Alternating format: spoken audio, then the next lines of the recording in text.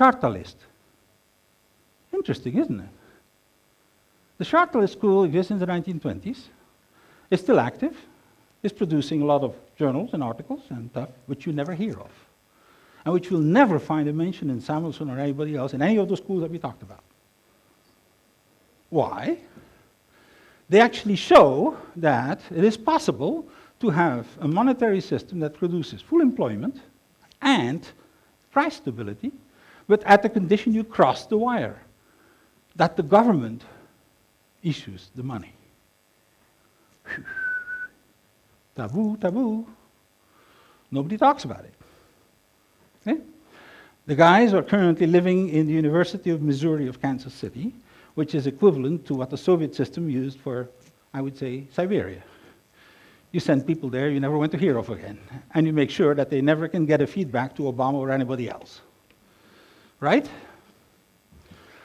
So, it is now possible, the full employment and no inflation.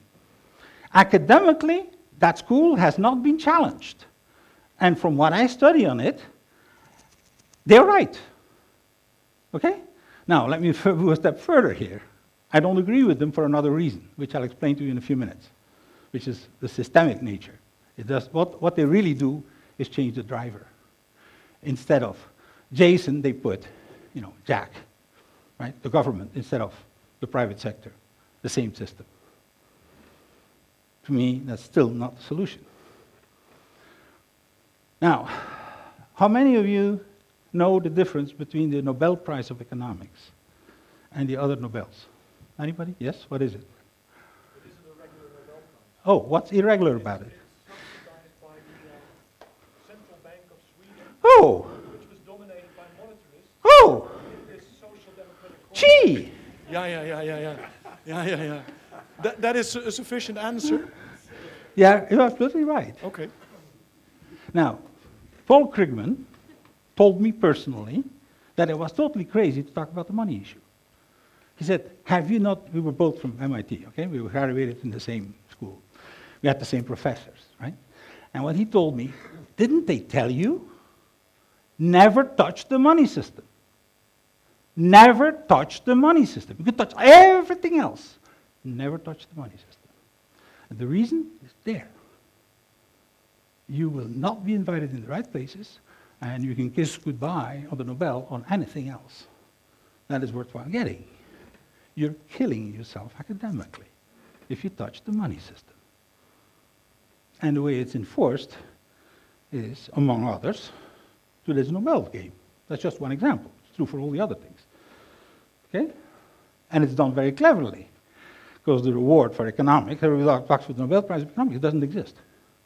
It is the prize of the Riksbank prize for in honor of Alfred Nobel. And it's paid for by the central bank, and is decided by the board of the central bank. So, this is literally the same thing as saying we'll put Microsoft or Bill Gates in charge of the future of computing, right? See the point? So you start seeing the layers of blindness that we're creating here. Finally,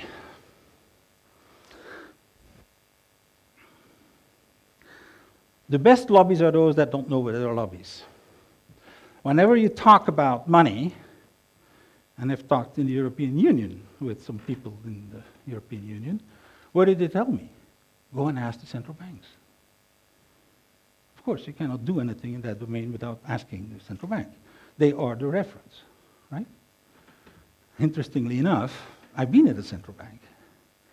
And let me confess something which I haven't talked publicly about yet. The reason I left the central bank was a conversation that I had with the Secretary General of the Bank of International Settlements, which is the club of the central banks, where I was a delegate of Belgium.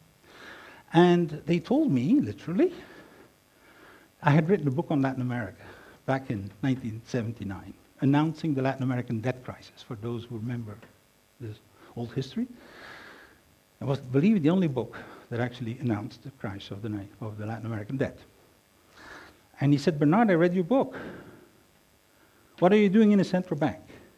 And I told them the truth. Interestingly enough, in the Belgian central bank, they never asked me that question. Well, I would have told them too.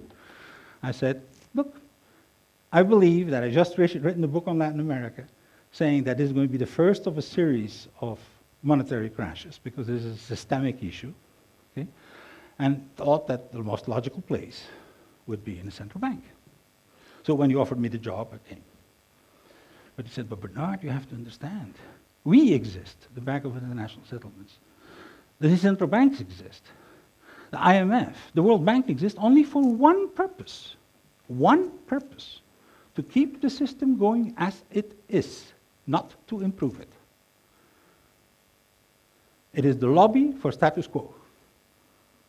It was created in the 19th century because the deal that the banking system got at the time was the best they ever could get.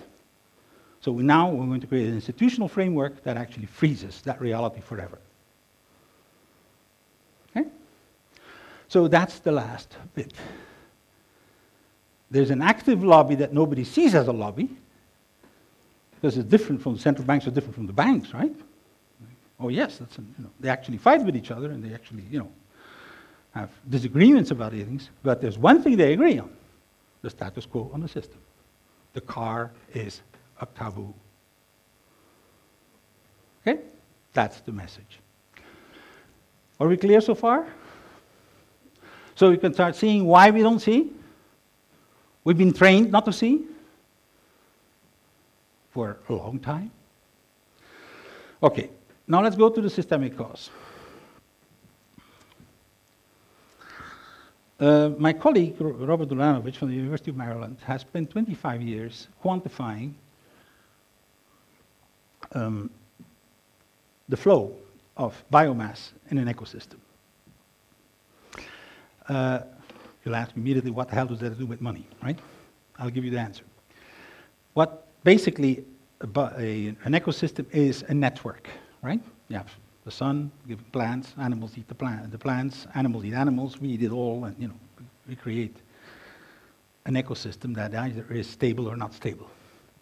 And he found out that in such a network, which is a complex network, there is the systems that are stable, i.e. any ecosystem that's natural, they've been there for a few million years, otherwise they wouldn't be stable, right? You have a balance between two things, throughput efficiency and rebound capacity. Throughput efficiency is the quantity of stuff, biomass, that you go through in your system, and rebound capacity is the capacity to rebound, to survive, to adapt to changes in the environment or changes, diseases or whatever, okay? Now, these are emergent properties from a network structure which is completely independent of what circulates in the network. It works for biomass in an ecosystem, it works for electrons in an electrical distribution system, it works for information in your immune system, or it works for money in an economy. They're all complex networks. You see the connection? So the structure itself is actually predetermining what is stable or not stable. Now, here is the graph. It's actually the math are well behaved. Here is you have diversity and interconnectivity, and there you have sustainability. We can now quantify, for the first time with a unique metric, a single number, whether a complex system is sustainable or not. Okay? And the trade-off is between two things. If you have, the optimum is there, if you go more towards less diversity, you actually can increase your efficiency, but you will reduce your sustainability. And if you push too far, you go beyond the optimum, you will actually have stagnation. Things kind of sit there and nothing happens. There is no dynamic, there is no movement, there is no life formation. So that is what we know. Now, in all natural ecosystems, there is a window of vitality which is pretty narrow around these two, around the optimum. Guess what? Our money system sits there, way out of the range. And the reason for it is the monopoly of one type of money,